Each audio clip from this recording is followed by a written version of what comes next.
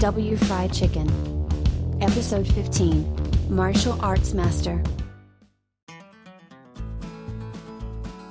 There seems to be a hermit called a martial arts master in the mountains.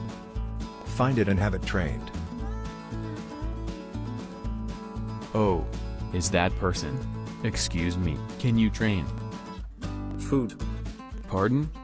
Food. Apparently he wants food. Maybe it needs food to train. I will give you the hamburger I bought earlier. Please eat this. Yum yum. Can I train with this? Money. Pardon? Money.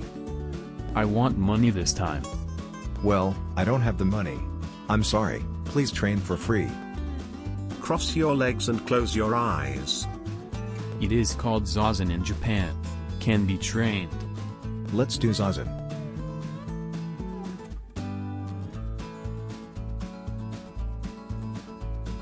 Well, there are no hermits. Oh, I don't have a wallet. Fuck. I got my wallet. That poop grandfather. The story of Keel continues.